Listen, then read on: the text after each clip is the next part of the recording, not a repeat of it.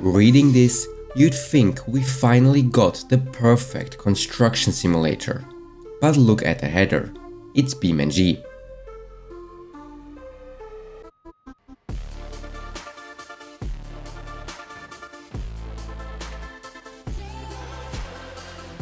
There's just one problem.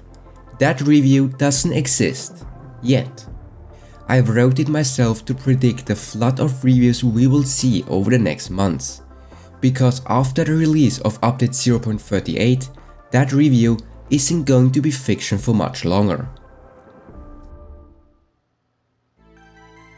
How a small indie developer team from Germany just unintentionally surpassed any construction sim on the market in terms of physics is exactly what we're going to look at today. This recently released update introduces two unique vehicles from Hirochi, the HD55 whole truck and the WL40 wheel loader. To provide a playground for this heavy machinery, Italy has received the biggest addition since its release in 2018, a marble quarry. It's highly reminiscent of the real-world Carrara mines. But I'm not here to read you patch notes. Let's look at the absurd attention to detail that the devs have packed into this update once again. Take the whole truck. Fully loaded, it weighs nearly 90 tons. Steering it without power assist is physically impossible. So, a note to steering wheel players, turn the engine on before you try to turn your wheel, or you stand no chance. The simulation goes even further than that though. If you steer too abruptly, faster than the hydraulic pump can supply fluid, the pressure drops instantly. Your wheel will physically lock up until the pump catches up. I believe this should demonstrate how advanced BeamNG simulation really is. The devs nailed it. By adding industrial vehicles, the devs have unintentionally snatched the crown in yet another simulation niche. Most competitors, like Construction Simulator or Roadcraft, are SimCade. They have the licenses and the marketing budgets, but they simply don't have the physics. We saw the same thing happen with off-roading. 3 years ago, Mud Runner and Snow Runner were considered the industry standard. However, things were about to change when BeamNG version 0.27 came along because people instantly recognized how much more accurate its physics were compared to other games. Interestingly, the BeamNG devs barely touched the game engine, they just unleashed potential that was already there. Now we are seeing the exact same pattern with Rally. For years, rallying in BeamNG felt surprisingly good but unrefined. That changed in late 2024 with update 0.34 and the introduction of the experimental rally mode. We finally got a competitor that matches Richard Burns' Rally in terms of physics.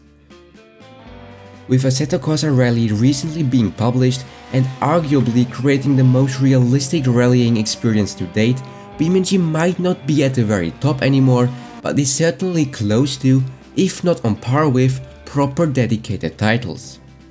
Whether it's off-road, rally or heavy machinery, whatever the BeamNG devs put their mind to, they end up creating the best of the best. But there is a flip side. A game that aims to replicate reality is not user-friendly. If I put you in a real wheel loader, you probably wouldn't know how to start it. BeamNG is no different. The learning curve is steep and with no tutorials, at least in the pre-release version, it is a nightmare for new players. This leads us to the second part of this video. BeamNG faces an identity crisis. At its core, it's a cutting-edge simulation sandbox, marketed as a game. The developers keep adding all sorts of vehicles, but they currently fail to incorporate them into an addictive gameplay loop. Sure, the career mode is in the works and looks very promising. But right now, it suffers from the tech demo syndrome. We have these incredible industrial assets, yet no actual purpose besides a few missions. To put it simply, BeamNG simulates the machine perfectly, but it fails to simulate the job. Like with many sandbox games, BeamNG's versatility is one of its greatest strengths, but also its biggest weakness simultaneously. It's what will keep the game alive, run by a modding community, even if it were to be abandoned one day. But it's also what scares potential players off at the moment. When a game offers infinite freedom without a clear direction, it creates a barrier to entry.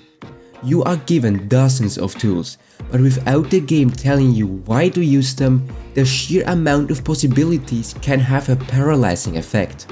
For instance, this update is fantastic, but without dynamic soil deformation or loose material physics, the question remains, what is the actual purpose of the wheel loader? The developers added some stone props and the marble blocks are even breakable, but let's be honest, this is no replacement for digging into deformable soil.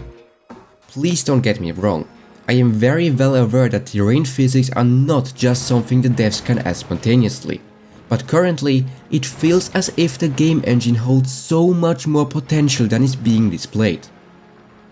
This brings us back to the tech demo syndrome. The game doesn't seem to know what it wants to be yet. Is it nothing more than a sandbox? Should it be taken seriously by sim racers? Is it a tool to train people to operate heavy machinery? Or is it a game with a gamified career mode to appeal to casual players? As long as that question isn't answered, BeamNG will always remain a hidden gem and never become the definite game for a certain niche. However, credit where credit is due. Slowly but surely, the previously mentioned potential for rallying is being realized. This update introduces a rally loop mode that aims to recreate a realistic rallying experience. It tries to prevent players from taking a hot lapping approach to rallying to genuine risk awareness, as you have to ensure your car's survival across multiple stages. Update 0.38 is a testament to what the BeamNG developers are capable of, but currently, the game is far from profiting from its engine's full potential. Luckily, the missing pieces are mainly superficial, they don't require fundamental changes to the physics core. The hardest part is already done. As a little extra, I'd like to point out one specific change that I like to think was made thanks to my last video. I previously mentioned that the Facer logo was strikingly similar to the real-life Fanatec logo. Well, in this update, they actually modified it. Coincidence? Maybe, but I'll take the credit for that one. Anyway, I'd love to hear your thoughts on the update. If you found any other hidden changes that aren't widely talked about, share them in the comments below. And also let me know what you think about BeamNG's identity crisis. See ya next time!